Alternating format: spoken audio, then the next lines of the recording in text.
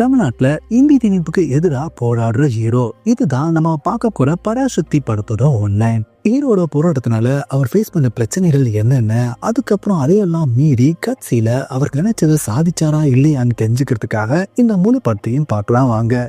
இந்தியாவில் 1918 இருந்தா இந்தி திணிப்பை ஆரம்பிச்சிருக்காங்க. காரணம் என்னன்னு பார்த்தீங்கன்னா, அப்போ ஆங்கில மொழி பேசுறது அடிமைத்தனம்னு சொல்லிட்டு நாட்டில் உள்ள இந்திய தலைவர்கள் எல்லாருமே ஹிந்தி பேசணும்னு சொல்லிட்டு முடிவெடுக்கிறாங்க.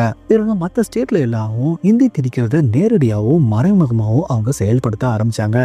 இதை எதிர்க்கிற அவங்கள அடிக்கிறதும் சித்திரவதை பண்றதும் கடைசியில் ஜெயிலையும் போட ஆரம்பிச்சாங்க. இதனால நம்ம படிப்பு, வேலை வாய்ப்பு, வாழ்க்கை எல்லாமே கேள்விக்குறி ஆயிருமோன்னு பயந்த மக்களோ இதை எதிர்க்க யாரும் வரமாட்டாங்கன்னு சொல்லிட்டு தேங்கிட்டு இருக்கும் போதுதான் புறநானூறுன்ற மாணவ படை தான் அவங்களை எதிர்க்க ஆரம்பிச்சாங்க. 1959 ஆண்டு நைட் டைம்ல ஒரு ட்ரெயினும் திருச்சியில புதுவழின்ற இடத்தை நோக்கி வந்துகிட்டு இருக்குங்க. அந்த ட்ரெயின்குள்ள மினிஸ்டர்ஸும் இருக்காங்க, பொதுமக்களும் இருக்காங்க. ஈஸ்டர்ஸ்க்கு பாதுகாப்பா ரஷ்யால இருக்கிற கேஜிபிலேயே ட்ரெயின் பண்ண ஆபீசர் தெருவும் இருக்காரு, அவர் அசிஸ்டன்ட் இப்ராஹிமும் இருக்காரு. அப்ப அந்த ட்ரெயின் புதுவழியில வந்துகிட்டு இருக்கும் போதுதான் அந்த ட்ரெயினுக்கு முன்னாடி தண்டவாளத்துல புறநானூறு மாணவர் படை தலைவராக இருக்கிற செலியனும் குறுக்க நின்றுட்டு இருக்காரு. இதை பார்த்த உடனே கரெக்டா அவருக்கு முன்னாடியே ட்ரெயினை நிறுத்திடுறாங்க. அப்போ ஒரு மாணவர் படையை சேர்ந்த எல்லாருமே கையில நெருப்பு கட்டையோட நேரா ட்ரெயினை நெருங்கிட்டு இருக்காங்க. இதை பார்க்குற ஆஃபீஸர் திருவோ அவங்க அசிஸ்டன்ட் இப்ராஹிம் கிட்ட இருக்கிற மினிஸ்டர்ஸ் எல்லாத்தையுமே சேஃபா இறக்கி கூட்டிட்டு போக சொல்லிடுறாரு. அவரும் கூட்டிட்டு போயிடுறாங்க. இதுக்கப்புறம் ட்ரெயின்குள்ள ஏறுற மாணவர் படையோ அவங்க உள்ள இருக்கிற மக்களை எல்லாத்தையுமே இறக்கி விடுறாங்க. அப்ப ட்ரெயின்குள்ள இருக்கிற நார்த் இந்தியா சேர்ந்த ஒரு அம்மாவும் அவங்க 2 பசங்களும் இவங்கள பார்த்து பயப்படுறாங்க. அப்ப உள்ள வர செய்யணும், நாங்க இந்தி திணிப்புக்கு தான் எதிராக இருக்கோம், இந்திக்கார மக்களுக்கு கிடையாதுன்னு சொல்லிட்டு அவர் ஃப்ரெண்டு கோவிந்த் மூலமா அவங்க 3 பேரையும் சேஃபா கீழே இறக்கி விட சொல்றாரு. ட்ரெயின்ல இருந்து எல்லா மக்களும் இறங்கினதுக்கு அப்புறம் மாணவப்படையை சேர்ந்தவங்க எல்லாம் அவங்க கையில இருக்கிற நெருப்பு கட்டையை தூக்கி ட்ரெயின்குள்ள ஏறிறாங்க. ட்ரெயினும் கொஞ்சம் கொஞ்சமா ஏறிய ஆரம்பிக்குது. அப்ப ட்ரெயின்குள்ள இருக்கிற செடியனும் ட்ரெயின் சரியா ஏறிதான்னு செக் பண்ணி பார்த்துட்டு கரெக்டா அதுல இருந்து இறங்குற சமயத்துலதான் பின்னாடி வந்து ஆபீசர் திரு அவரை அட்டாக் பண்றாரு. ஆனா செலியனும் அவர் முகத்துல கர்ச்சிப்பு மாஸ்க் மாதிரி போட்டிருக்கிறதுனால அவரோட முகம் நம்ம திருவுக்கு தெரியல. இதனால அவரோட முகத்துல இருக்கிற கர்ச்சிப்பு கனெக்ட முயற்சி பண்றாரு. ஆனா அதுக்கு முன்னாடி செலியனும் பக்கத்துல இருக்கிற இரும்பு படிக்கலை எடுத்து நம்ம திருவோட வலது உள்ளங்கையிலே அடிச்சிடுறா. அப்படி இருந்தும் திருவோ நம்ம செலியன் நெஞ்சில குத்தி இருக்கிற புறநானூறு டாட்டூ அவர் பார்த்துடுறாரு. இதுக்கப்புறம் செலியனும் அங்கிருந்து எஸ்கேப் ஆகி போயிடுறாருங்க. அடுத்த நாள் மதுரையில காந்தி மெமோரியலும் ஓபன் பண்ணி வைக்கிறதுக்காக பிரதமர் வராருங்க. இதுக்கப்புறம் பிரதமரை மீட் பண்ற நம்ம திருவோ நேற்று ட்ரெயின் கொளுத்துனது தமிழ், மலையாளம், பெங்காலி, குஜராத்தியை சேர்ந்த ஒரு 20 மாணவர்கள் தான். அவங்க கொளுத்துனதுக்கான காரணம் என்னன்னு பாத்தீங்கன்னா, ஹிந்தி நியூஸ் பேப்பர்ல எம்ப்ளாய்மெண்ட் நியூஸ் வந்திருக்கு, ஆனா தமிழ் பேப்பர்ல வரல. இதனாலதான் கோவம் அடைஞ்ச அவங்களோ எதிர்ப்பை காமிக்கிறதுக்காகவே இந்த ட்ரெயினை கொளுத்திருக்காருன்னு சொல்றாரு. இதனால ஆரம்பத்திலேயே இவங்களை தேடி கண்டுபிடிச்சு நம்ம அழிச்சாகணும்னு அவர்கிட்ட சொல்ல பிரதமரோ வன்முறையை வன்முறையாரா நம்ம டீல் பண்ணக்கூடாது, இதனால இந்த நியூஸ் ட்ரெயின் விபத்துன்னு மாத்திருக்குன்னு சொல்லிட்டு அங்க இருந்து கிளம்பி போயிடுறாருங்க. இதுக்கப்புறம் பிரதமரும் மற்ற மாநிலங்கள் இந்திய அவங்களோட அபிஷியல் லாங்குவேஜா ஏத்துக்காத வரைக்கும் இங்கிலீஷ் லாங்குவேஜை நீங்க மாற்று மொழியா யூஸ் பண்ணிக்கலாம். இது 1964 வரைக்கும் நடைமுறையில இருக்குன்னு அறிவிக்கிறாரு. இதுக்கப்புறம் செலியன் காலேஜில் இருக்கும் போதுதான் அவங்களோட மாணவர் படை ட்ரெயின் எரிச்ச தீ விபத்துல அவங்களோட க்ளோஸ் ஃப்ரெண்ட் கோவிந்த் ட்ரெயின்குள்ளேயே மாட்டிக்கிட்டு எரிஞ்சு போன விஷயத்த கேள்விப்படுறாரு. இதனால ரொம்ப வருத்தத்தோடு அவர் காலேஜில் இருக்கும் போதுதான் இவங்க ட்ரெயினை எரிக்கும் போது அவங்க மாணவர் படையில இருந்த மைக்கேல், ஷெரீஃபா, பிந்தியா 3 பேருமே பொட்டாச்சியில சேஃபா இருக்கிறதா இவருக்கு போன் வருது. அவங்களோ திரும்ப இங்க வரட்டுமான்னு சொல்லி கேட்கிறாங்க. ஆனா செலியனோ இதுவரை யாரும் என்னால உயிரிழக்க வேண்டாம், அவங்க திரும்ப இங்க வரவே வேண்டாம், புறநானூறுன்ற மாணவர் படையே இனிமேல இல்லைன்னு சொல்லிடுவாருங்க. அதே சமயத்துல வலது உள்ளங்கையில அடிபட்டிருக்க நம்ம திருவ செக் பண்ற டாக்டரும் உங்களோட பல்ஸ் ரொம்ப வீக்கா இருக்கு, நர்வ்ஸ் டேமேஜ் ஆயிருக்கு, இந்த கையை யூஸ் பண்ண முடியாதுன்னு சொல்றாரு. இதனால கோவம் அடையிற நம்ம திருவோ அவங்க அம்மா கிட்ட, நீங்க ஒரு தமிழங்கிட்ட ரிலேஷன்ஷிப் வச்சதால உருவானவன் தான், ஆனா அவனும் உங்களை ஏமாத்திட்டு போயிட்டா, அதே மாதிரி இன்னொரு தமிழனால என்னோட வலது கையை நான் இழந்துட்டேன், இனிமேல நான் எப்படி சுடுவேன்னு சொல்லிட்டு வருத்தத்தோட கேட்கிறாருங்க. இதுக்கப்புறம் 1964 ஆண்டு நம்ம பாரத பிரதமர் இறந்து 12 நாள் கழிச்சு நம்மளுக்கு காமிக்கிறாங்க. இப்ப செலியனோ இன்ஜினுக்கு கரியல்லி போடுற வேலையை பார்த்துக்கிட்டு இருக்காருங்க. இந்த வேலை மூலமா கஷ்டப்பட்டு அவரோட தம்பிய சிதம்பரத்துல இன்ஜினியரும் படிக்க வச்சுட்டு இருக்காரு. இதுக்கப்புறம் வேலை முடிஞ்சு செலியன் வீட்டுக்கு வந்துட்டு இருக்க சமயத்துல தான் அவங்க வீட்டுல ஒரு லைட்டு தவிர வேற எந்த லைட்டும் எரியாம இருக்கு. அப்ப அவங்க வீட்டுக்கு ஆப்போசிட்ல தான் தெலுங்கு பொண்ணு ரத்தாவும் இருக்காங்க. அவங்க மினிஸ்டரோட பொண்ணு. அது மட்டும் இல்லாம ரேடியோ ஸ்டேஷன்ல ஒர்க் பண்றாங்க. அவங்க வீட்டுக்குள்ள வந்து அந்த பவர் ப்ராப்ளத்தை சரி பண்றேன்னு சொல்லிட்டு அந்த எரிஞ்சுக்கிட்டு இருக்க லைட்டையும் ஆஃப் பண்ணி விட்டுறாங்க. இதுக்கப்புறம் தான் சரி அவரோட வீட்டுக்கு வராது, அந்த பவரை சரி பண்ணி எல்லா லைட்டையும் எரிய வச்சிடறாரு. அப்பதான் செரியனோட பாட்டியோ உனக்கு ஒரு லெட்டர் வந்திருக்குன்னு சொல்லி அவர்கிட்ட கொடுக்குறாங்க. அதை செக் பண்ணி பார்க்கும்போது தான் டிடிஆர் போஸ்டிங்க்கு அவருக்கு இன்டர்வியூ கார்டு வந்திருக்குன்னு அவருக்கு தெரிய வருதுங்க. டெல்லியில போஸ்டிங் போட்டிருக்கிறதுனால கண்டிப்பா ஹிந்தி கத்துக்கணும்னு செரியனும் முடிவு பண்றாரு. இதுக்கப்புறம் ரேடியோ ஸ்டேஷன்ல இருக்கிற ரத்னாவை காமிக்கிறாங்க. ஆக்சுவலி அவங்க அப்பாவோட ரெக்கமெண்டேஷன்ல தான் அந்த வேலையே அவங்களுக்கு கிடைச்சிருக்கும். இருந்தாலும் மைக் அவங்க முன்னாடி வச்சாலே அவங்களுக்கு திக்க ஆரம்பிச்சிடும். இருந்தாலும் ஸ்டேஷனிலோ உங்க அப்பா உனக்கு சான்ஸ் கொடுக்காம விட்டது தெரிஞ்சா என்ன திட்டுவாரு, அதனால இந்த நியூஸை மட்டும் வாசிடுங்கன்னு சொல்லிட்டு அவங்க கிட்ட கொடுக்குறாங்க. நம்ம ரத்னா வாசிக்க ஆரம்பிச்ச கொஞ்ச நேரத்திலே அவங்களுக்கு திக்க ஆரம்பிச்சிருந்தனால அவரும் வாசிக்கிறத நிறுத்த சொல்லிடுறாரு. ஆனா ரத்னா அந்த நியூஸை வாசிச்சு பார்த்ததுனாலதான் தமிழ்நாட்டில் இந்தியா அஃபிஷியல் லாங்குவேஜ் ஆக்க போறத அவங்க தெரிஞ்சுக்கிறாங்க. இதனால அந்த ரேடியோ ஸ்டேஷன்ல இருந்து ஒரு டிவைஸை ஆட்டையை கொட்டு வந்துடுறாங்க. இதுக்கப்புறம் செரியனோட பாட்டியோ சிதம்பரம் அண்ணா யூனிவர்சிட்டியில படிக்கிற செரியனோட தம்பி சின்னாவுக்கு மணி ஆர்டர் அனுப்புறதுக்காக பேங்க்குக்கு வராங்க. பேங்க்ல மணி ஆர்டர் ஃபார்ம் ஹிந்தியில இருக்கிறதுனால அவங்களால ஃபில் பண்ண முடியல. இதனால பேங்க்ல வேலை செய்யறவங்க கிட்ட ஃபில் பண்ணி தர சொல்றாங்க. அவங்களும் ஹிந்தி தெரியாதுன்னு சொல்லிடுறாங்க. இதனால செரியனோட பாட்டியோ அவங்க வீட்டுக்கு எதிரில் இருக்கிற மினிஸ்டரோட வீட்டுக்கு போய் அவங்க போன்ல இருந்து அண்ணாமலை யூனிவர்சிட்டியில இருக்கிற சின்னாவுக்கு ஃபோன் பண்ணி நடந்து சொல்லிட்டு உங்க அண்ணா மூலமா ட்ரெயின்லயே பணத்தை கொடுத்து அனுப்புறேன்னு சொல்லிட்டு போனை வைக்கிறாங்க. இதுக்கப்புறம் நைட்டு ரத்னாவோ சிதம்பரத்துல இருக்கிற அண்ணாமலை யூனிவர்சிட்டிக்கு போய் நம்ம சின்னாவை மீட் பண்றாங்க. இந்தியா அபிஷியல் லாங்குவேஜ் ஆக்க போற விஷயத்தையும் சொல்றாங்க. இதனால நம்ம சின்னாவும் அவங்க ஃப்ரெண்ட்ஸும் ரத்னா எல்லாரும் சேர்ந்து பெட்ரோல் கேனை எடுத்துட்டு போய் ஹிந்தி ஃபெடரேஷன் பில்டிங்கை கொளுத்தி விட்டுறாங்க. அடுத்த நாள் காலையில ஹிந்தி ஃபெடரேஷன் பில்டிங் எரிஞ்சு போய் இருக்கிறத செரியன் பாக்காரு. அதுல எழுதியிருக்க ஹேண்ட் ரைட்டிங்கை வச்சு இது அவர் தம்பி சின்ன தான் பண்ணிருக்காருன்னு அவரு கண்டுபிடிச்சிடறாரு. இந்த கேஸை விசாரிக்கிறதுக்கும் எரிஞ்சு போன பில்டிங் ஸ்பாட்டுக்கு நம்ம ஆபீசர் திரு தான் வராரு. அந்த தெருவை மீட் பண்ற ஆபீசர் இப்ராஹிமும் 1959 ட்ரெயின்ல எரிச்ச அதே மெத்தட்ல தான் இங்கேயும் இம்ப்ளிமெண்ட் பண்ணிருக்காங்க. அதனால அதே கேங்கா இருக்கலான்றாரு. அங்க தெருவுக்கு அசிஸ்டன்ட்னு சொல்லி கௌரின்னு ஒரு லேடிய தெருவுக்கு இன்ட்ரோடியூஸும் பண்ணி வைக்கிறாங்க. இதுக்கு ஒரு வீட்டுக்கு வர சின்ன கிட்ட அந்த பில்டிங் ஏன் எரிச்சிங்கன்னு செலியும் கேட்கிறாரு. அதுக்கு அவரும் பேங்க்ல ஹிந்தி ஃபார்மா மாத்தினவரால யாராலையும் எங்களுக்கு மணி ஆர்டர் அனுப்ப முடியல, இதனால மெஸ்ல நிறைய பேர் சாப்பிட முடியாம கஷ்டப்பட்டாங்க, அதனாலதான் நம்ம எரிச்சதா சொல்றாரு. அப்ப செலியனோ முறைக்கு மக்கள் சப்போர்ட் பண்ண மாட்டாங்கன்னு சொல்றாரு. அதுக்கு சின்னாவோ அவங்க சப்போர்ட் பண்ணாட்டியும் பரவாயில்ல, ஆனா ஏன் எரிச்சேன் எதுக்கு எரிச்சாங்கன்னு வந்து பாப்பாங்களேன்றாரு. இதனால செரியனோ சின்னாவா ஹக் பண்ணிக்கிட்டு இது வரைக்கும் நான் இதை பண்ணுன்னு சொல்லி உங்ககிட்ட எதுவுமே கேட்டதில்ல, ஃபர்ஸ்ட் டைம் ஒன்று கேட்கிறேன், இனிமேல எந்த பில்டிங்கையும் கொளுத்த மாட்டேன்னு சொல்லிட்டு என் தலையில அடிச்சு சத்தியம் பண்ணுன்றாரு. அவரும் அவங்க அண்ணன் ஃபர்ஸ்ட் டைம் ஹக் பண்ணிருக்கிறதுனால அந்த சத்தியத்தை பண்ணி கொடுத்துட்றாரு. இதுக்கப்புறம் இங்க சிஎம் மீட் பண்ற நம்ம திருவோ அவர்கிட்ட ஸ்பெஷல் பவர் ஆக்ட்ஸ் பேப்பரை காமிச்சு இங்க என்ன வேணாலும் பண்ணலாம்னு சொல்லிட்டு பிரைம் மினிஸ்டர் கிட்ட இருந்து நான் ஆர்டர் வாங்கிட்டு வந்திருக்கேன், ஆனா நீங்க பண்ண வேண்டிய ஒரே வேலை என்னன்னா அங்கிருந்து வந்து எந்த ஃபைலா இருந்தாலும் நீங்க கையெழுத்து போடணும்னு அவர்கிட்ட சொல்றாருங்க. இதுக்கப்புறம் ரேடியோ ஸ்டேஷனுக்கு வர செலியனோ அங்க ரத்னா அப்ரண்டிஸா தான் ஒர்க் பண்றத தெரிஞ்சுக்கிறாங்க. உடனே அவங்க கிட்ட நீ தான் எனக்கு ஹிந்தி கத்து கொடுக்கணும்னு கேக்குறாங்க. அவங்களும் நாளைக்கு காலையில 5 மணிக்கு வா, உனக்கு நான் ஹிந்தி சொல்லி கொடுக்கறது எங்க அப்பாவுக்கு மட்டும் இல்ல யாருக்குமே தெரியக்கூடாதுன்னு சொல்றாங்க. இதுக்கப்புறம் காலையில 5 மணிக்கு செலியன் வராரு. நம்ம ரத்னாவும் அவங்களோட கார்ல செலியனோட ஃப்ரெண்டு ஒரு சோடா ஃபேக்டரிக்கு கூட்டிட்டு போறோம். அங்க செலியனுக்கு 2 ஹிந்தி வார்த்தை சொல்லி கொடுக்குறாங்க. அப்ப நம்ம செலியனோட முகத்திலையும் கையிலெல்லாம் கரியா இருக்கிறதுனால நாளைக்கு சுத்தபத்தமா வா, அப்பதான் மீதி வார்த்தையை சொல்லி கொடுப்பேன்னு சொல்லிட்டு அங்க இருந்து நம்ம செலியனை அனுப்பிடுறாங்க. இதுக்கப்புறம் சீஃப் மினிஸ்டரையும் அவங்களோட அரசாங்க அதிகாரிகளையும் மீட் பண்ற நம்ம திருவோ பெட்ரோல் பங்குக்கு போய் சிஎமோட கட்சி ஆபீஸை எரிக்கணும்னு சொல்லி கேட்டா 2 கேன் பெட்ரோல் ஃப்ரீயாவே கொடுக்குறாங்க. இது மூலம் உங்க மக்களே உங்களுக்கு எதிராக இருக்காங்க. இதனால இன்னையில இருந்து சிஎம் போன்ல இருந்து அதிகாரிங்க போன்ல இருந்து ஒட்டுமொத்த எல்லா மக்களோட போனையும் டெலிகிராமையும் நாங்க ட்ராக் பண்ண ஆரம்பிக்க போறோம்ன்றாரு. இதுக்கப்புறம் சின்னாவுக்கு ட்ரங்க் கால் பண்ணி பேசுற ரத்னாவோ டெல்லி இருந்து வந்த ஆபீசர் திருவோ ரேடியோ ஸ்டேஷன்ல இருந்தா நியூஸ் லீக் ஆயிருக்குன்னு கரெக்டா கண்டுபிடிச்சு எங்களதான் வந்து மிரட்டினா ஒன்னதான் மழை வீசி தேடிட்டு இருக்கான், அதனால நீ ஜாக்கிரதையா இருந்துக்கும்னு சொல்லிட்டு போனை வச்சிடறாங்க. இதே நேரத்துலதான் ரத்னாவோட வீட்டுக்கு குளிச்சு சுத்தபத்தமா நம்ம செலியன் வராரு. உடனே அவங்களும் மேல போ, நான் அங்க வந்து சொல்லி கொடுக்குறேன்னு சொல்றாங்க. அடுத்த நாள் காலையில ரத்னாவும் நீட்டா குளிச்சு ரெடி ஆயிட்டு அவங்க கையால செஞ்ச பாயசத்தை ஒரு தூக்கு சட்டியில வச்சு எடுத்துட்டு நேரா செலியன் கிட்ட கொடுக்க வராங்க. ஆனா செலியன் நல்லா துணிட்டு இருக்காரு. அங்க வர பாட்டியோ என்னன்னு சொல்லி நம்ம ரத்னா கிட்ட கேட்க அவங்களும் இன்னைக்கு உகாதின்றதுனால நானே என் கையால பாயசம் செஞ்சு கொண்டு வந்திருக்கு, டேஸ்ட் பண்ணி பார்த்துட்டு எப்படி இருக்குன்னு சொல்லுங்கன்னு சொல்லிட்டு லைட்டா நம்ம செடியை கிள்ளி வச்சுட்டு அங்க இருந்து கிளம்பி போயிடுறாங்க. பக்கத்துல இருக்க சின்னாவோ அந்த பாயசத்தை குடிக்க போனா அதுக்கு முன்னாடியே நம்ம செடியும் எந்திரிச்சு அந்த தூக்குச்சட்டி ஃபுல்லாவும் குடிச்சிடறாருங்க. இவங்க 2 பேரோட ஆக்சனை வச்சு இவங்க 2 பேரும் லவ் பண்றாங்கன்னு தெரிஞ்சுக்கிற நம்ம சின்னாவோ அவங்க பாட்டுக்கிட்ட அந்த தூக்குல நம்ம கிட்ட இருக்கிற சீம்பாலை கொடுத்து அனுப்புன்றாங்க. உடனே நம்ம செடியனும் அதை நாளே கொண்டு போய் கொடுக்குறேன்னு சொல்லிட்டு குளிச்சுட்டு அந்த சீம்பாலை வாங்கிட்டு நேரா போய் நம்ம ரத்னா கிட்ட கொடுக்குறாங்க. அப்ப செடியனும் ரத்னா கிட்ட இன்னைக்கு உகாதி கிடையாதுன்றாங்க. ஆதிக்கு ரத்னாவோ நான் என்னைக்கெல்லாம் புது முடிவு எடுக்கிறோனோ அன்னைக்கெல்லாம் எனக்கு உகாதுன்னு சொல்லி சமாளிக்கிறாங்க. இதுக்கப்புறம் ஒரு மலைக்கு மேல உட்காந்து ரத்னாவோ செலியனுக்கு ஹிந்தி சொல்லி கொடுத்துட்டு இருக்காங்க. அப்ப அங்க வர ஹிந்தி பண்ணிட்டோ செலியன் கிட்ட உங்க பாட்டியோ நீ டெல்லியில போய் வேலை செய்ய போறதுனால ஒரு ஹிந்தி பொண்ணா தேடிட்டு இருக்கதா சொன்னாங்கன்னு சொல்றாரு. உடனே செலியனும் ஹிந்தி பண்ணிருக்கிட்ட உங்களுக்கு தெரிஞ்ச ஹிந்தி பொண்ணு இருந்தா சொல்லுங்கன்னு சொல்லிடுறாரு. இதை கேட்டு நம்ம ரத்னாவோ கோச்சிக்கிட்டு நேரா போய் கார்ல உட்காந்துடுறாங்க.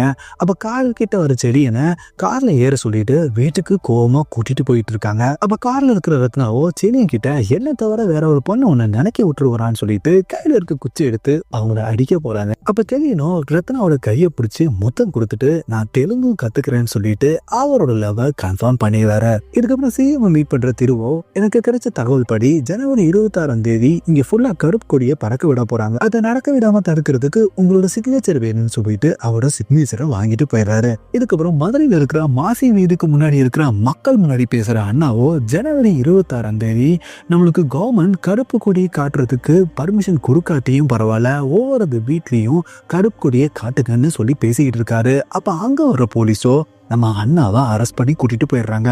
இதுக்கப்புறம் சுடரொளி பிரிண்டிங் பிரஸ்ல இருக்கிற கருணாவோ இந்திய அரசியலமைப்பு சட்டத்துக்கு எதிர்ப்புன்னு சொல்லிட்டு பேப்பர் பிரிண்ட் பண்ணிட்டு இருக்காருங்க. அப்ப அங்க வர திருவோ அந்த பிரிண்டிங்கை ஸ்டாப் பண்ணிடுறாரு. உடனே கருணாவோ இதே மாதிரி 14 இடங்கள்ல பிரிண்ட் ஆயிட்டு இருக்கு, அதை எப்படி தடுப்பீங்கன்னு அவர்கிட்ட கேட்க அடுத்த நிமிஷமே திருவோ அவரோட வாக்கி டாக்கி மூலமா அந்த 14 இடங்கள்லயும் பிரிண்டிங்கை ஸ்டாப் பண்ணிடுறாருங்க. இதுக்கப்புறம் திரு கருணாவை அரெஸ்ட் பண்ணிட்டு அவங்க ஆபீசர் கிட்ட இவரை அரெஸ்ட் பண்ணது யாருக்கு தெரியக்கூடாது, 4 நாள் வண்டியிலே வச்சு சுத்திக்கிட்டே இருங்க, அதுக்கப்புறம் பாளையங்கோட்டை ஜெயிலுக்கு மாத்திருங்கன்னு சொல்லிடுறாரு. இதுக்கப்புறம் சின்னாவோ அவங்க ஃப்ரெண்ட்ஸ் குரூப் கிட்ட சில வருஷத்துக்கு முன்னாடி புறநானூறு குரூப் ட்ரெயில நிறுத்தி இந்திய பின்வாங்க வச்ச மாதிரி நானும் மாசி வீதியில இருக்கிற கட்சி ஆபீஸ் முன்னாடியே அவங்க கட்சி கொடியை எரிக்க போறதா சொல்றாரு. அப்ப இன்டர்வியூ கிளம்பிட்டு இருக்க செடியனும் சின்ன பேசுறத கேட்டுறாரு. இதனால இதுக்கப்புறம் நீ எப்படி போராட்டத்துக்கு போறேன்னு பாக்குறேன்னு சொல்லிட்டு அவரோட காலை உடைச்சு விட்டுட்டு அங்க இருந்து அவர் கிளம்பிடுறாருங்க. இதுக்கப்புறம் செடியனும் மெட்ராஸ் எக்மோர் ரயில்வே ஸ்டேஷன்ல ட்ரெயின்ல வந்து இறங்குறாரு. அப்படி அவர் இறங்கும் போது ஐயாக்கன்னு ஒரு பையனை இடிக்கிறதுனால அவர் கையில இருக்கிற பெண்ணு ட்ரெயினுக்கு அடியில போயிடுது. அப்ப ஐயாக்கனும் எனக்கு பெண்ணு வாங்குறதுக்குலாம் காசு இல்ல, நானே IAS எக்ஸாம் லாஸ்ட் அட்டன் எழுதுறதுக்காக வந்திருக்கதா சொல்றாரு. உடனே செலியனோ எனக்கு அண்ணா கிட் பண்ண பெண் இதுன்னு சொல்லிட்டு அந்த பெண்ணை அஜயா கிட்ட கொடுக்குறாருங்க. அதுக்கப்புறம் நான் ஒரு இன்டர்வியூ அட்டன் பண்ணதான் வந்தேன், ஈவினிங்கே இங்க இருந்து கிளம்பிடுவேன்றாரு. உடனே ஐயாக்கனோ இந்த பெண்ணை 4 மணிக்கே கவுண்டர்ல வச்சுட்டு போயிடுவேன்றாரு. இதுக்கப்புறம் செலியன் இன்டர்வியூ அட்டன் பண்றாரு. ஆனா அவரோட ஹிந்தி ஃப்ளூயண்டா இல்லைன்னு சொல்லிட்டு அவரை ரிஜெக்ட் பண்ணிடுறாங்க. இதுக்கப்புறம் செலியனும் திரும்ப கிளம்புறதுக்காக ரயில்வே ஸ்டேஷன் வரும்போது அங்க சிஎம் வந்துகிட்டு இருக்காரு. அப்ப அங்க வர ஐயாக்களும் சிஎம்மோட காலில் விழுந்து நான் IAS எக்ஸாம் லாஸ்ட் அட்டன் எழுதுறதுக்காக வந்திருந்தேன், ஆனா அந்த எக்ஸாமை 2 மாசம் கழிச்சுன்னு சொல்லி போஸ்ட்போன் பண்ணிட்டாங்க, ஆனா அப்பா கூட ஹிந்தியில தான் எழுதணும்னு சொல்றாங்கன்றாரு. அப்ப சிஎம்ஓ ஹிந்தியில இல்லைன்னா இங்கிலீஷ்ல எழுது, ஆனா கோட்டால உனக்கு பிளேஸ்மெண்ட் ஆகணும்னா நீ ஹிந்தியில தான் எழுதணும்ன்றாரு. அப்ப ஐயாக்கனோ இதுக்கப்புறம் நான் ஹிந்தி லாங்குவேஜ் எப்படி கத்துக்கன்னு சொல்லி புலம்புறாரு. உடனே அங்க இருக்கிற போலீஸை வச்சு அவரை அங்க இருந்து கூட்டிட்டு போக சொல்றாரு. அப்ப ஐயாக்கனோ அந்த போலீஸ் முன்னாடியும் அங்க இருக்கிற மக்கள் முன்னாடியும் நம்ம செடியன் முன்னாடியும் தன்னைத்தானே நெருப்புல எரிச்சுக்கிட்டு இறந்து போயிடுறாருங்க. இதுக்கப்புறம் செடியன் கவுண்டர்ல பார்க்கும்போது அவர் கொடுத்த பெண்ணை ஐயாக்கன்னு அங்க வச்சிருக்காரு. அதுல ஒரு லெட்டரும் இருக்கு. அந்த லெட்டரை படிச்சு பார்க்கும்போது என்னோட லட்சிய கனவை ஹிந்தி எரிச்சிருச்சு, அதனால இந்த மீதி இருக்க உடலை நானே எரிச்சுக்கிறேன்னு சொல்லி அதுல எழுதியிருக்காரு. இது வாசிச்ச உடனே நம்ம செடியன் கதறி அழுகிறாருங்க. இதுக்கப்புறம் சிஎம்ஓ இந்தி வளர்ப்பு நிகழ்ச்சியில கலந்துக்கிறதுக்காக மாசி ஸ்ட்ரீட்ல இருக்கிற அவரோட கட்சி ஆபீஸ்க்கு வந்திருக்காரு. அதே நேரத்தில் அவரோட கால் உடஞ்சு போயிருந்தாலும் சின்னாவோ அவங்க ஃப்ரெண்ட்ஸ் கேங்கை கூட்டிட்டு அந்த கட்சி ஆஃபீஸ் மாடிக்கு போறாரு. அங்க இருந்து பிளாக் கார்பன் பேப்பரை தூக்கி வீசுறாரு. இதை பார்த்தவொடனே அந்த கட்சி ஆளுகள்லாம் ஓடி வந்து நம்ம சின்னாவை நாலா பக்கம் பிடிச்சிக்கிட்டு அவரை கழுத்துல கயிறை போட்டு இருக்க ஆரம்பிக்கிறாங்க. அப்ப மாடியில நிக்கிற செவியனும் எரியிற பாட்டில தூக்கி ஒரு கட்சி ஆள் மேல போட அவர் எரிஞ்சுக்கிட்டே அங்கிருந்து ஓடி போறாரு. இதுக்கப்புறம் அவர் கையில இருக்கிற 2 எரியிற பாட்டில பக்கத்துல இருக்கிற குடிசை மேல போட அந்த பத்தி எரிய ஆரம்பிக்குது. இதனால சிஎம் பாதுகாப்பா அங்க இருந்து கூட்டிட்டு போயிடுறாங்க. இதுக்கப்புறம் மாடில இருந்து இறங்கி வர செலியனும் அந்த கட்சி ஆளுகளை போட்டு அடிச்சுக்கிட்டு இருக்காரு. இந்த கேப்ல நம்ம சின்னாவோ மேல ஏறி போய் அந்த கட்சி கொடியை அவர் கையாலேயே எரிச்சு விட்டுறாரு. இந்த சமயத்துல தான் ஜீப் மூலம் திரு அங்க என்ட்ரி ஆகுறாரு. இவங்க பார்த்த உடனே நம்ம சின்னா அவங்க ஃப்ரெண்ட்ஸ் குரூப் பிரத்னா செலியன் எல்லாரும் அங்க இருந்து ஓடி போறாங்க. அப்ப செலியனும் அவர் ஃப்ரெண்டு சோடாக்கா பண்ணி வச்சிருக்காருல அவரோட வண்டியில நம்ம சின்னாவையும் அவங்க ஃப்ரெண்ட்ஸையும் நம்ம ரத்னாவையும் ஏத்தி விட்டு நேரா சிதம்பரத்துல போய் பதுங்கி இருங்கன்னு சொல்லிடுறாரு. இதுக்கப்புறம் திருவோ கீழே கிடந்த பாட்டில ஸ்பெல் பண்ணி பார்த்ததுல 1959ல ரயில எரிக்கிறதுக்கு யூஸ் பண்ண அதே டையல் தான் இதையும் யூஸ் பண்ணிருக்காங்க. அதனால அவன் திரும்ப வந்துட்டான்னு சொல்றாரு. அதே சமயத்துல மாடியில ஸ்டெயிலா நின்றுகிட்டு இருக்க நம்ம செலியனை காமிக்கிறதோட இன்டர்வல் போட்டுறாங்க. செலியனும் தாம் புறநானூறு மாணவர் படையோட தலைவராக இருந்த விஷயத்த ரத்னா கிட்ட மறைச்சதுனால அவங்க மேல கோவப்படுறாங்க. இதனால செலியனும் நம்ம ரத்னா கிட்ட தெலுங்குலேயே பேசி அவங்கள கரெக்ட் பண்ணிடுறாரு. இதுக்கப்புறம் சின்னாவோ செலியன் கிட்ட நேற்று நம்ம நடத்தின போராட்டத்துல போலீஸ் தாக்குறதுனால 2 மாணவர்கள் இறந்து போயிட்டாங்க. அதனால குடியரசு தினமான இன்னைக்கு அவங்களுக்காக போராட்டம் நடத்தணும்னு சொல்லிட்டு கவர்மெண்ட் கிட்ட பர்மிஷன் கேட்டதுக்கு அவங்களும் அலோவ் பண்ணிட்டதா சொல்றாரு. ஆனா செலியனும் குடியரசு தினத்துக்கு நம்ம போராட்டம் நடத்தினா அவங்க என்ன வேணாலும் பண்ணாலும் கவர்மெண்ட் ரூல்ஸ்ல இருக்கு. அதனாலதான் அவங்க வாண்டடா உனக்கு பர்மிஷன் கொடுத்துருக்காங்க. இதனால ஜனவரி 27 காலையில 9 மணிக்கு புறநானூறு மாணவ படையை சேர்ந்தவங்க எல்லாரும் எல்லா இடத்துலயும் போராட்டம் நடத்துவாங்க. அதுக்கான பர்மிஷனையும் நான் போய் வாங்கிட்டு வரேன். ஏற்கனவே போலீஸ் உங்க எல்லாத்தையும் தேடிட்டு இருக்கிறதுனால நீயும் உன் ஃப்ரெண்ட்ஸும் இந்த போராட்டத்துல கலந்துக்க வேணாம்னு செலியன் சொல்றாரு. இதுக்கப்புறம் 27 தான் போராட்டம் நடத்த போறாங்கன்னு தெரிஞ்சுக்க திருவோ அன்னைக்கு அவங்களை ஷூட் பண்றதுக்காக 144 ஆர்டர் வாங்குறதுக்காக சிஎம்க்கு கால் பண்றாரு. அவர் போனே எடுக்க மாட்டேங்கிறாரு. இதனால ரேடியோ ஸ்டேஷனுக்கு வர திருவோ நம்ம ரத்னா தொடர்ந்து அண்ணாமலை யூனிவர்சிட்டியில இருக்கிற சின்னாவுக்கு கால் பண்ணியிருக்க ரெக்கார்டை காமிச்சு அவங்கள கைது பண்ணி அதே இடத்துல வச்சிருக்காங்க. இதனால அங்க வர அவங்களோட அப்பா மினிஸ்டரோ சிஎம்க்கு கால் பண்ணி 27 போராட்டத்துல நிறைய கவர்மெண்ட் பில்டிங்கை இடிக்க போறதா சொல்லி நம்பகமான தகவல் வந்திருக்குன்னு நம்ம சிஎம் கிட்ட சொல்றதுனால அவரும் 144 ஆர்டரை கொடுத்துட்றாரு. இதனால திரு ரத்னாவை ரிலீஸ் பண்றாரு. உடனே ரத்னாவோட அப்பாவோ ரத்னாவை கூட்டிட்டு நேரா அவங்க வீட்டுல போய் ஒரு ரூம்ல பூட்டி அடைச்சு வச்சிடறாரு. செலியனோ போராட்டத்துக்கு பர்மிஷன் வாங்குறதுக்காக கவர்மெண்ட் ஆபீஸ்லயே உட்காந்துருக்காரு. இங்க சின்னாவோ இன்னும் அவங்க அண்ணா வராதனால போராட்டத்துக்கு அனுமதி கிடைக்கலன்னு அவர் கரெக்டா கண்டுபிடிச்சிடுறாரு. அது மட்டும் இல்லாம காலையில 9 மணிக்கு அனுமதி கிடைக்காட்டியும் புறநானூறு படையை சேர்ந்தவங்க எல்லா இடத்துலயும் போராட்டம் நடத்துவாங்க. அதனால நானும் சிதம்பரத்தில் நடக்கிற அமைதி போராட்டத்துல போய் கலந்துக்க போறேன். ஆனா ஃப்ரெண்ட்ஸ் யாரும் நீங்க வர வேண்டாம்னு சொல்லிட்டு போயிடுறாரு. இங்க சின்னாவோ அமைதி போராட்டத்துல கலந்துட்டு போயிட்டு இருக்காரு. அதே சமயம் கவர்மெண்ட் ஆபீஸ்ல வெயிட் பண்ற செரியனுக்கு 144 உத்தரவு போட்டிருக்கிறது தெரிய வந்து இந்த விஷயத்த அவங்க தம்பி கிட்ட சொல்றதுக்காக சைக்கிள்ல வேகமா வந்துட்டு இருக்காரு. ஆனா அவர் தம்பி அங்கிருந்து ஏற்கனவே போராட்டத்துல கலந்துக்க போறதா அவங்க ஃப்ரெண்ட்ஸ் சொன்ன உடனே நேரா சைக்கிள்லயே அந்த போராட இடத்துக்கு போயிட்டு இருக்காரு. இதுக்கப்புறம் திருவோ அவங்க ஆபீசர்ஸ் கிட்ட அங்க கூட்டத்துல வந்துட்டு இருக்க சின்னாவோட நெஞ்சிலேயே சுடுங்க, இவனை சுடுறத பார்த்துதான் மறைஞ்சிருக்க குற்றவாளி நிச்சயமா வெளியே வருவான்னு சொல்றாரு. இதுக்கப்புறம் போலீஸோ போராட்டக்காரங்க மேல கண்ணீர் புகை கொண்டு வீசிட்டு அவங்க மேல லத்தி சார்ஜ் பண்ணிட்டு இருக்காங்க. அந்த சமயத்துல அங்க வர செடியனும் டாப் ஃப்ளோர்ல போலீஸ்க்கு எல்லாம் துப்பாக்கி வச்சிருக்கிறத பார்த்துட்டு அவரோட சட்டையை கழட்டி ஆட்டிக்கிட்டே சுடாதீங்கன்னு சொல்லிட்டே வராரு. அப்ப அவர் நெஞ்சில இருக்கிற டாட்டுவை பைனாக்குலர் மூலமா நம்ம திரு பார்த்துட்டு இவர் தான் நம்ம தேர்ந்த குற்றவாளின்னு கன்ஃபார்மே பண்ணிடுறாரு. நம்ம செடியன் சட்டையை ஆட்டி சுடாதீங்கன்னு சொல்லியும் போலீஸோ கரெக்டா நம்ம சின்னாவோட நெஞ்சிலேயே சுட்டுறாங்க. இதனால சின்னாவை காப்பாத்துறதுக்காக செடியனோ தோல்லையே வச்சு தூக்கிட்டு போயிட்டு இருக்காரு. ஆனா அந்த சமயத்துல அங்க வர திருவோ நம்ம செடியனை அரெஸ்ட் பண்ணிடுறாரு. இதுக்கப்புறம் திருவோட அசிஸ்டண்டோ நம்ம சின்னாவுக்கு உயிர் இருக்கு, நம்ம வேணா அவனை காப்பாற்ற ட்ரை பண்ணலான்னு சொல்றாரு. ஆனா நம்ம திருவோ நம்ம சின்னாவை எட்டி உதைக்க அவர் பக்கத்துல இருக்கிற சாக்கடைக்குள்ள விழுந்து பரிதாபமா அந்த இடத்துலயே இறந்து போறாரு. இதுக்கப்புறம் தமிழ் ப்ரொஃபஸரே அடிச்சு ஆல் இண்டியா ரேடியோ மூலமா இதோட நாங்கள் மாணவர்களுக்கு சப்போர்ட் பண்ண மொழி போராட்டத்தை நிறுத்துறோம். அது மட்டும் இல்லாமல் சின்னத்துறைன்ற மாணவனும் மொழி போன்ற போர்வையில் தன்னோட சுய வெறுப்புக்காக நடத்துகிற இந்த போராட்டத்தை வன்மையாக கண்டிக்கிறோன்னு அவரையே சொல்ல வச்சிருக்காங்க. இதுக்கப்புறம் ஜெயிலில் இருக்கிற செலியனை சந்திக்கிற திருவோ உன்னோட தம்பி சாக்கடையில் நாரி போட பணம் மாதிரி கிடந்தான், அதுக்கப்புறம் தான் நாங்கள் எரிச்சதா சொல்றாரு. அப்போ திருவோ செலியன் கிட்ட அன்னைக்கு ட்ரெயினை கொளுத்தின எல்லாரோட பேரும் எனக்கு வேணும், அது மட்டும் இல்லாமல் நீங்கள் தான் அந்த ட்ரெயினை கொளுத்துறதா வாக்குமூலம் கொடுக்கணும்னு சொல்றாரு. ஆனா அவர் சொல்ல முடியாதுன்னு சொல்றாரு. இதனால திருவோ செழியனோட ஒவ்வொரு நகத்தையும் பொறுக்கி சித்திரவதை பண்றாருங்க. அதுக்கப்புறம் ஆஃபீஸர் இப்ராஹிமும் செழியனோட கையிலங்க அவுத்து விட்டுட்டு, உன் ஃப்ரெண்டு கோவிந்த் மாதிரி திருக்கிட்ட நீ சாக வேணானா என்னை குத்திட்டு இங்கிருந்து தப்பிச்சு போயிருன்னு சொல்றாரு. இப்ப பிளாஷ்பேக்ல பாத்தீங்கன்னா ட்ரெயினை எரிச்சதுக்கு அப்புறம் செழியனும் திருவோட வலது உள்ளங்கையிலேயே அடிச்சுட்டு அங்கிருந்து எஸ்கேப் ஆகி ஓடுவாரு. ஆனா நம்ம திருவோ தன்னோட இடது கையில துப்பாக்கி எடுத்து அவரை சுட ட்ரை பண்ணுவாரு. அப்ப ட்ரெயின்குள்ள இருக்கிற அவரோட ஃப்ரெண்டு கோவிந்தோ அதை தடுக்க முயற்சி பண்ணும் போது நம்ம திருக்கிட்ட மாட்டிக்கிறாரு.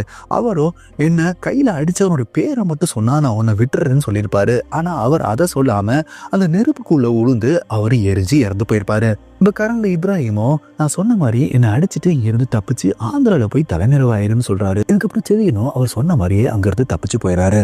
இதுக்கப்புறம் இப்ராஹிமோ நம்ம திருகிட்ட என்னை குத்திட்டு அவன் எஸ்கேப் ஆகி போயிட்டான்னு சொல்றாரு. ஆனா இதை நம்பாத நம்ம திருவோ இப்ராஹிம அங்கேயே சுட்டு கொண்டுறாரு. இதுக்கப்புறம் திருவோ செலியனை மதுரை ஃபுல்லா தேடிட்டு இருக்காரு. ஆனா நம்ம செலியனும் டெல்லிக்கு போற ட்ரெயின்ல ஒரு கூட்ஸ்ல நிலக்கரி ஃபுல்லா இருக்கு. அந்த நிலக்கரிக்குள்ளேயே ஒளிஞ்சு நேரா டெல்லியே போய் சேர்ந்துடுறாரு. டெல்லியில அவங்க மானார்படையை சேர்ந்த பிந்தியாவை செலியன் மீட் பண்றாரு. பிந்தியாவோட டெல்லி யூனிவர்சிட்டி ஸ்டூடெண்ட்ஸோட ஹெல்ப் மூலமா செலியனும் நைட்டு சில பஸ்ஸுகளோட நேம் போர்டுகளை தமிழ்ல மாத்திடுறாருங்க. காலையில பஸ்ல இருக்கிற நேம் போர்டு தமிழ்ல இருக்கிறத பாக்குற அங்க மக்களும் கொந்தளிச்சு சாலை மறியல் பண்ண ஆரம்பிச்சிடுறாங்க. இந்த சமயத்துல உள்ள நுழையிற டெல்லி யூனிவர்சிட்டி ஸ்டூடெண்ட்ஸோ பஸ்ஸோட கண்ணாடிகளையும் உடைக்கிறாங்க. இதனால அங்க ஒரு பெரிய டிராபிக்கே ஆயிருதுங்க. அப்ப அந்த பக்கமா வர பிரதமர் இந்திராவை சந்திக்கிற நம்ம செலியனும் இங்கிலீஷ்லயே ஹிந்தியை ஃப்ளூயண்டா பேசினாதான் எங்களுக்கு வேலை வாய்ப்புன்றீங்க, இதனால எங்களோட வேலை வாய்ப்பையும் நீங்க தட்டி பறிக்கிறீங்க. இந்த காரணத்தினால உங்க அப்பா தமிழ்நாட்டுக்கு கொடுத்த வாக்குறுதியே எங்களுக்கு நிறைவேற்றுங்கன்னு சொல்லி கேட்கிறாரு. அப்ப செலியனும் இந்திரா கிட்ட பொதுவா எல்லா மக்கள்கிட்டயும் ஹிந்தி வேணுமான்னு சொல்லிட்டு நம்ம சிக்னேச்சர் வாங்குவோம், அந்த ஓட்டை நீங்க பார்லிமெண்ட்ல கொண்டு போயிட்டு என்ன நடவடிக்கை எடுக்க முடியுமோ எடுங்கன்னு சொல்றாரு. இதுக்கப்புறம் இந்திராவோ செலியனையும் அவங்களோட குரூப்பையும் நேரா அவங்களோட ஆபீஸ்க்கு வர சொல்றாங்க. அங்க அவங்களுக்கு என்ன வேணும்னு சொல்லி அவங்க கிட்ட கேட்க எங்களுக்கு இங்கிலீஷும் அபிஷியல் லாங்குவேஜா அறிவிக்க சொல்றாங்க. அதுக்கு பிரதமரும் ஹிந்தி பேசாத மாநிலங்கள் கூட 75% இதுக்கு சப்போர்ட் பண்ண மாட்டாங்கன்னு சொல்றாரு. அதுக்கு செலியனும் அந்த 75% சப்போர்ட்டை நான் நிரூபிச்சு காட்டுறேன், அது மட்டும் இல்லாம தமிழ்நாட்டுல ஹிந்திக்கு எதிர்ப்பு இருக்குன்ற போராட்டத்தையும் உங்களுக்கு நான் காமிக்கிறேன்னு சொல்றாரு. உடனே நம்ம பிரதமரும் பிப்ரவரி 12 அன்னைக்கு நான் கோயம்புத்தூர் வரேன், அப்ப நீங்க நிரூபிச்சு காட்டுங்கன்னு சொல்றாரு. அப்ப செலியனும் எங்களோட ஸ்டேட்ல 144 போட்டிருக்காங்க, அதனால நாங்க அப்போஷனை எப்படி காமிக்க முடியும்னு சொல்றாங்க. இதனால பிரதமரும் அந்த 144 நான் எடுக்க சொல்றேன்றாங்க. இதுக்கப்புறம் ஜெயில இருக்கிறனாவோ பேப்பர்ல டெல்லியை ஸ்தம்பிக்க வச்ச தமிழ் மாணவன் சொல்லி படிக்கிறாரு. இதை கேள்விப்பட்ட உடனே அங்க யார் அதை பண்ணாலும் அவன் நிச்சயமா என்னோட தம்பியா தான் இருக்க முடியும்னு சொல்லி பெருமையா சொல்றாரு. இதுக்கப்புறம் தமிழ்நாட்டுக்கு வர செலியனும் அங்க ஒவ்வொரு காலத்தில் இருக்கிற மாணவர்கள் எல்லாத்தையுமே இந்த போராட்டத்துக்காக ஒன்று திரட்டுறாரு. இருமொழி கொள்கையை பிரஸ் மூலமா பிரிண்ட் பண்ண வச்சு அதை எல்லா மாணவர்களையும் படிக்கவும் வைக்கிறார்கள். இதுக்கப்புறம் சோழக்கடை ஓனரும் நம்ம ரத்னாவை அவங்க வீட்டுல இருந்து கூட்டிட்டு வந்து பச்சையப்பன் காலேஜில் இருக்கிற நம்ம செலியனை மீட் பண்ண வைக்கிறாரு. இதுக்கப்புறம் தமிழக மக்கள் எல்லாத்துக்கிட்டையும் இங்கிலீஷை அஃபிஷியல் லாங்குவேஜ் ஆகணும்னு ஸ்ட்ரைம் ஆகி அந்த பேப்பர்களை எல்லாத்தையுமே வண்டி மூலமா கோயம்புத்தூருக்கு எடுத்துட்டு போயிட்டு இருக்காங்க. இதுக்கப்புறம் சிஎம் சந்திக்கிற திருவோ 22 மணி ஆர்டர் இங்க இருந்து டெல்லியில இருந்து எல்லா ஸ்டேட்டுக்கும் போயிருக்கு. ஆனா எல்லா மணி ஆர்டர்லையும் 12 ரூபா 2 பைசா தான் போட்டிருக்காங்க. இது அவங்களோட பணத்தை குறிக்கல, அவங்க பண்ண போற ஆபரேஷனோட டேட்டு குறிக்குது, அதாவது பிப்ரவரி 12. அதே மாதிரி ஒவ்வொரு மணி ஆர்டர்லையும் பிராமிய இடத்துல பொள்ளாச்சியில சந்திப்பு காந்தின்னு போட்டிருக்காங்க. இதை பார்த்தா காந்தி மெமரியோட தான் அவங்க எல்லாரும் மீட் பண்ண போறாங்க. இது மூலம் 1959 அந்த ட்ரெயினை கொடுத்தன எல்லாருமே இங்க வர போறாங்கன்னு நம்ம கன்ஃபார்ம் பண்ணிக்கலாம். இதனால் திருவோ சிஎம் கிட்ட இந்த கையெழுத்தை இங்க இருந்து வெளியே போக விட மாட்டேன், அதே மாதிரி வெளியே இருந்து வர மாணவர்களை உள்ளேயே நான் விட மாட்டேன், அதுக்கு நீங்க ஒரு ஸ்பெஷல் டாஸ்க் போர்ஸ் அரேஞ்ச் பண்ணி கொடுக்கணும், அதுல தமிழ் பேசாத அதர் ஸ்டேட் பர்சனல்ஸ் தான் இருக்கணும்னு சொல்றாரு. அவரும் அதை அரேஞ்ச் பண்றேன்னு சொல்றாங்க. இதுக்கப்புறம் பிப்ரவரி 12 காலையிலேயே நம்ம செலியன் ரத்னா அவங்க குரூப் எல்லாமே சோழ உணவர்கள் வண்டி மூலமா அவங்களோட கையெழுத்துக்களை எல்லாத்தையுமே பொள்ளாச்சி கொண்டு வந்து சேர்க்கிறாங்க. அவங்களுக்கு தெரிஞ்ச பொள்ளாச்சியில் இருக்கிற ஆளோட வீட்டுல பதுங்கி இருக்காங்க. அப்போ செலியன் கிட்ட ரத்னாவோ அந்த ஆல் இண்டியா ரேடியோவில் ஒரு டிவைஸை ஆட்டையை போட்டு வந்திருப்பாங்களே, அந்த டிவைஸ் மூலமாக ஒரு குறிப்பிட்ட ஹைட்லேருந்து குறிப்பிட்ட ஆங்கிளில் வச்சு நம்ம இங்கே நடக்கிற விஷயத்த இந்த உலகத்துக்கே சொல்ல முடியும், அதை நம்ம சிக்னல் இன்ட்ரூஷன் சொல்லலான்றாங்க. நம்ம ரேடியோ சிக்னல் மூலமாக கூட இதை சொல்லலாம், இது ரிஸ்கி தான், இருந்தாலும் இதனால் செய்ய முடியும்னு அவர்கிட்ட சொல்கிறாங்க. இதுக்கப்புறம் வெளி ஸ்டேட் மாணவங்க பொள்ளாச்சிக்குள்ள வந்துடக்கூடாதுன்னு நம்ம செக் போஸ்ட் போட்டு வச்சிருந்தாலும் மைக்கேல் ஷெரீஃபா பிந்தியான்னு அவங்க ஸ்டேட்டில் வாங்குற சிக்னேச்சர் எல்லாத்தையும் கொண்டு வந்து செலியன் கிட்ட சேர்க்கிறாங்க. ஆனா கேரளா வச்சேத சாக்கோ மட்டும் வரலன்னு சொல்லிட்டு பிந்தியா சொல்றாங்க.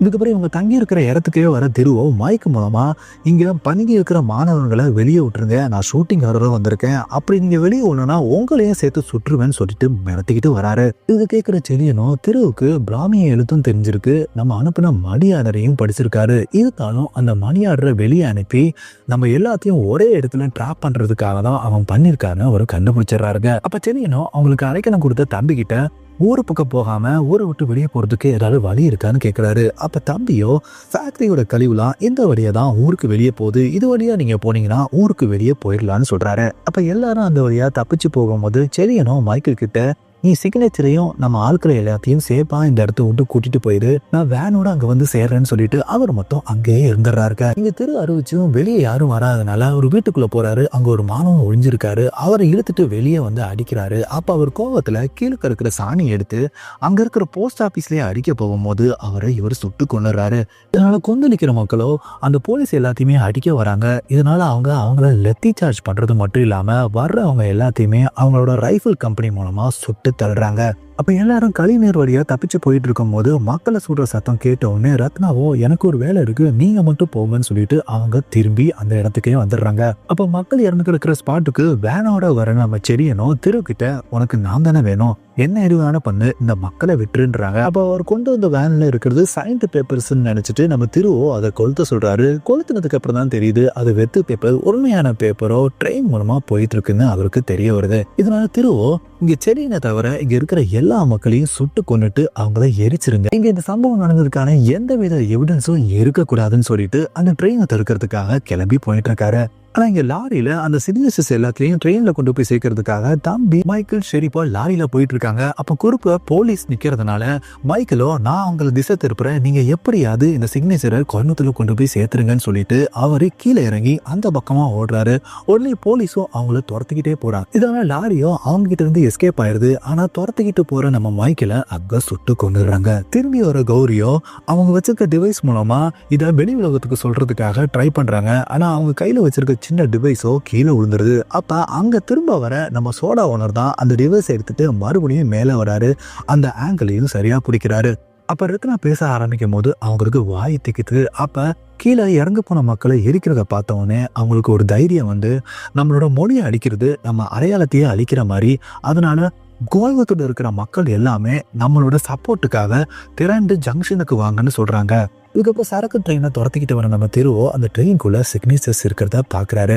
இதனால அந்த ட்ரெயின்குள்ள வெடிகுண்டு வச்சிருக்காங்க, மினிஸ்டர்ஸை கொள்ள நினைக்கிறாங்கன்னு சொல்லி அடுத்த ஸ்டேஷன்ல அவங்க ஆபீசர் கிட்ட அந்த ட்ரெயினை நிறுத்த சொல்றாருங்க. அப்ப அடுத்த போர்ட் ஸ்டேஷன்ல அந்த ட்ரெயின் நிக்கவே இல்லை. காரணம் என்னன்னு பாத்தீங்கன்னா அங்க இருக்கிற ஆபீசர் மேஜரோ நம்ம புறநானூறு குரூப்பை சேர்ந்த சாக்கோ தான். அவரோ கரெக்டா கேரளால இருந்து வந்த சிக்னேச்சர் எல்லாத்தையுமே அந்த டைம்ல அந்த ட்ரெயின்குள்ள ஏத்துறாரு. அதே மாதிரி நம்ம திரு அங்கிருந்து கிளம்பும் போது எல்லாத்தையும் சுட்டு தள்ளுங்கன்னு சொல்லிட்டு ஒரு ஆபீசர் கிட்ட சொல்லியிருப்பார் பாத்தீங்களா, அந்த ஆபீசரும் சாக்கோ தான். அவர் தான் நம்ம செலியனை இங்க கூட்டிட்டு வந்திருக்காரு. செலியனும் அந்த ட்ரெயின்குள்ள குதிக்கிறாரு.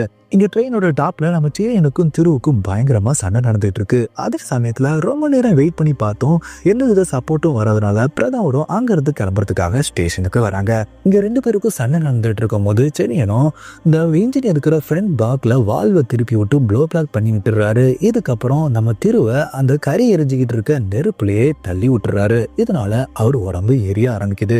அப்ப ஃப்ரண்ட் பிளாக்கே எரிஞ்சுக்கிட்டு இருக்கிறதுனால அதை மட்டும் நம்ம செலியனும் தனியா கழட்டி விடுறாரு. அந்த சமயத்துல எரிஞ்சுக்கிட்டு இருக்க நம்ம திருவோ நம்ம செரியா பிடிச்சி இழுக்கிறாரு. அதை விட அங்க சீனை கட் பண்ணிடுறாங்க. அப்ப பிரதமர் ஸ்டேஷன்ல வெயிட் பண்ணிட்டு இருக்கும் போதுதான் அவங்க கண்ணு முன்னாடியே அங்க எரிஞ்சுக்கிட்டு இருக்க ஃப்ரண்ட் பிளாக் வருது. அப்ப உடனே ஷெரீஃபாவோ ஓடி போய் அந்த ட்ராக்கை மாத்தி விட்டுறாரு. பக்கத்து ட்ராக் வழியா போற அந்த எரிஞ்ச ஃப்ரண்ட் பிளாக்கோ சரிஞ்சு அந்த பக்கமா விழுந்துருது.